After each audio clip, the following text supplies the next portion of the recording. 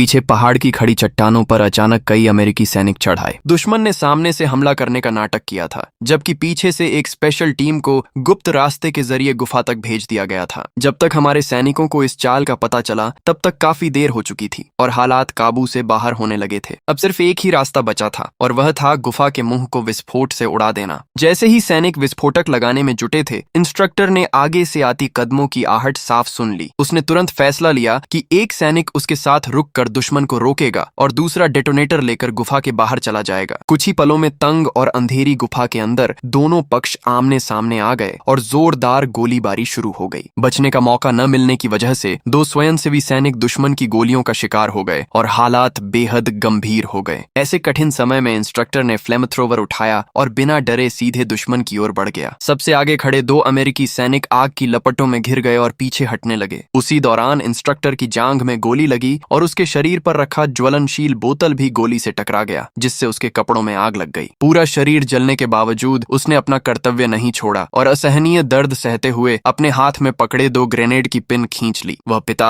जिसने अभी तक अपने बच्चे को देखा भी नहीं था, जलते हुए शरीर के साथ पूरी ताकत से दुश्मन की तरफ दौड़ पड़ा। अगले ही पल एक जोरदार विस्फोट हुआ और पूरी गुफा भरभरा कर ढह गई। वह वीर सैनिक उसी अनजान गुफा में हमेशा के लिए शहीद हो गया, लेकिन उसकी कुर्बानी व्यर्थ नहीं गई। गुस्से से भरे अमेरिकी कमांडर ने तुरंत सभी टैंकों को हमारे टोही दस्ते पर गोलाबारी करने का आदेश दिया और टैंक पैदल सेना ने मिलकर हमला तेज कर दिया। हमारे मोर्चे पर सैनिकों की संख्या लगातार कम होती जा रही थी और गोलियां भी लगभग खत्म होने की कगार पर थीं। फिर भी वे अपनी जगह से टस से मस नहीं हुए और कील की तरह जमीन में जमे रहे। रात से लेकर सुबह तक लगातार लड़ाई चलती रही और 30 से ज्यादा सैनिकों में से आखिरकार सिर्फ 5 ही जिंदा बचे। जब दुश्मन एक बार फिर बड़ी संख्या में हमारे मोर्चे की तरफ बढ़ा, तब तीसरी पलटन ने दोबारा हमला करने का बिगुल बजा दिया। एक के बाद एक कई ग्रेनेड दुश्मन की तरफ फेंके गए और धमाकों की एक दीवार ने उनके आगे बढ़ने का रास्ता रोक दिया। अचानक हुए इन विस्फोटों से घबराकर अमेरिकी सैनिक पीछे हटने लगे, लेकिन उन्हें अंदाजा भी नहीं था कि घने धुएं के पीछे क्या होने वाला है। धुएं के पीछे से सिर्फ 5 स्वयंसेवी सैनिक राइफल हाथ में लिए पूरी रफ्तार से दुश्मन की ओर बढ़ रहे थे। उनका हौसला और आक्रामकता इतनी जबरदस्त थी कि उन्होंने सैकड़ों दुश्मनों को पीछे हटने पर मजबूर कर दिया। इसी दौरान दौड़ते हुए डुचुआन की नजर अमेरिकी कमांडर पर पड़ी और उसने तय किया कि इस लड़ाई का रुख बदलने के लिए पहले कमांडर को निशाना बनाना जरूरी है। उसने पूरी एकाग्रता से अपनी राइफल उठाई और घातक निशाना साध लिया। उसी समय एक अमेरिकी टैंक ने अपना रुख उसकी ओर मोड़ा और उस पर गोला दागने की तैयारी कर ली। जैसे ही टैंक से गोला निकला, उसी पल डुचुआन ने भी अपनी जिंदगी की सबसे अहम गोली चला दी। उसकी गोली सीधे अमेरिकी कमांडर के सिर में लगी और वह मौके पर ही ढेर हो गया। हालांकि टैंक के गोले के धमाके से पैदा हुई ताकतवर लहर ने डुचुआन को जमीन पर गिरा दिया। सबसे निर्णायक क्षण में घाटी में हमारी सेना का बिगुल गूंज उठा और झांगबाजी मददगार सैनिकों के साथ वहां पहुंच गया। एक पूरी पलटन ने अपनी शपथ को अपनी जान देकर पूरा किया और इतिहास में अमर हो गई। वे भले ही अनजान रहे हों, लेकिन उनकी वीरता और बलिदान को हमेशा याद रखा जाएगा।